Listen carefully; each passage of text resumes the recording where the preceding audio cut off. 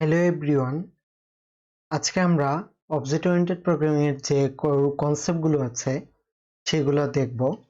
আমরা ফার্স্টে চলে যাই স্লাইডে। তো কি আমরা অবজেক্ট ওরিয়েন্টেড প্রোগ্রামের কোর কনসেপ্টগুলো কি কি? একটা হচ্ছে হলো এনক্যাপসুলেশন, আরেকটা হচ্ছে হলো ইনহেরিটেন্স, আরেকটা হচ্ছে হলো পলিমরফিজম, আরেকটা হচ্ছে কি অ্যাবস্ট্রাকশন। তো এই চারটা খুবই ইম্পর্টেন্ট অবজেক্ট ওরিয়েন্টেড প্রোগ্রামিং ক্ষেত্রে, এবং আমরা যখন রিয়েল লাইফ প্রবলেম করব এই চারটা যে কনসেপ্ট আছে সেটা খুবই কাজে লাগবে। তো আমরা এখন খুব ভালো করে বোঝার ট্রাই করব। তো আমরা ফার্স্টে চলে যাই এনক্যাপসুলেশন সম্পর্কে দেখি আমরা। তো what is encapsulation? It is a process of binding data and method in a single unit is called encapsulation. তার মানে কি, এটা এমন একটা প্রসেস যেটাতে ডেটা এবং মেথড একটা সিঙ্গেল ইউনিটে বাইন্ডিং করবে।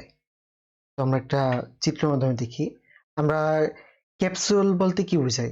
আমরা অনেকেই কোনো জ্বর টর হলে আমরা ক্যাপসুল খাই। তো ক্যাপসুলের ভিতরে আপনারা খেয়াল করবেন, ভিতরে ছোট ছোট গুঁড়া গুঁড়া ওষুধ থাকে, তাই তো? তো এইগুলো কি, এটার উপরে যে ক্যাপসুলটা আছে সেটা ওই ভিতরে যে ওষুধটাকে একদম সিকিউর অথবা প্রোটেক্টেড অবস্থায় রাখে। তো আমরা যদি ওপির এনক্যাপসুলেশনে দেখি, ব্যাপারটা কাছাকাছি এইরকমই। তো কেন বলছি? কারণ কি করবে এনক্যাপসুলেশন, কি করবে এই ভেরিয়েবল এবং মেথড এই দুইটা ওই গোড়া যে ওষুধ সেটার সাথে তুলনা করেন, এই দুইটা একটা সিঙ্গেল ইউনিটের ভিতরে প্রোটেক্টেড অবস্থায় থাকবে। এবং এনক্যাপসুলেশনের সবচেয়ে বড় উদাহরণ হলো একটা ক্লাস। একটা ক্লাস কি?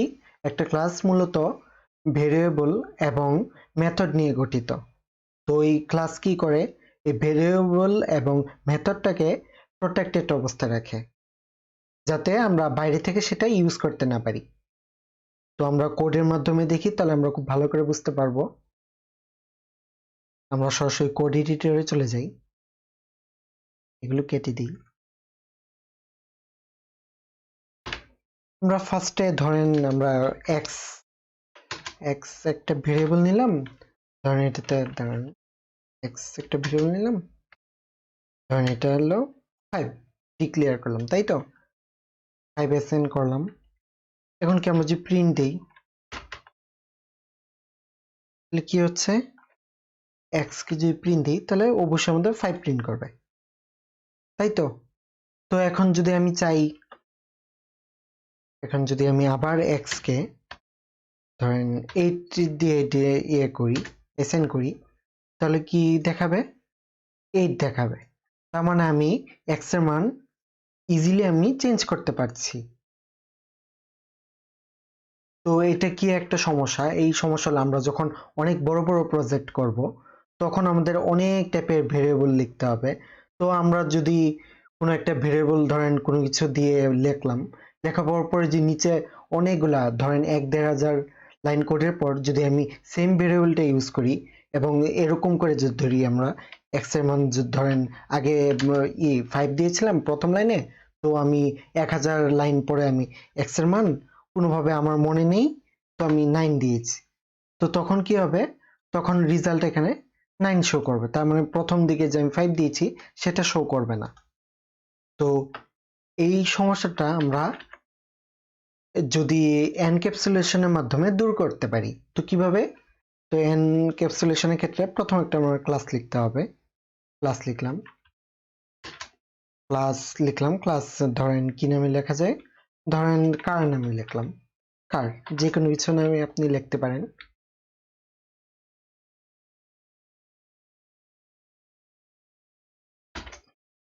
এখন কি করব, এখন ধরেন এখানে আমরা x এর মান ধরেন 20 দিয়ে দিলাম, তাই তো?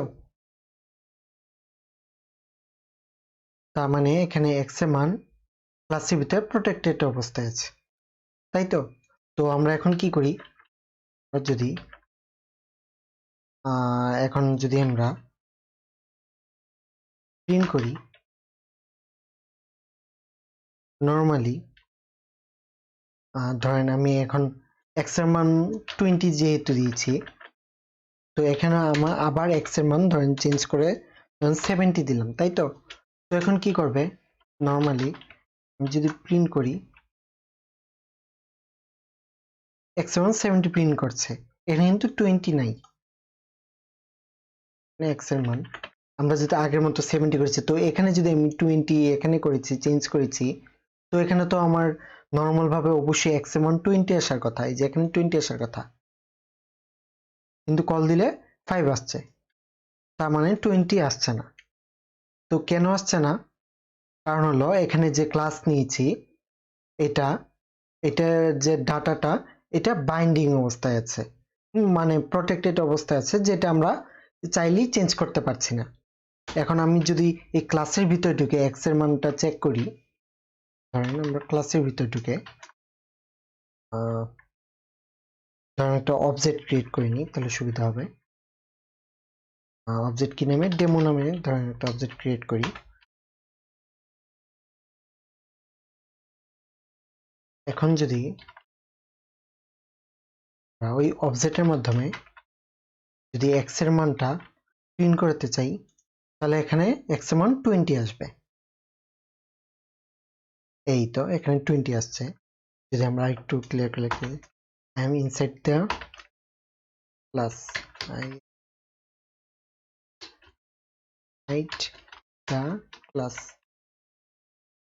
এখন যদি দিই, সরি একটা কমা হবে, সেজন্য এরর শো করছে।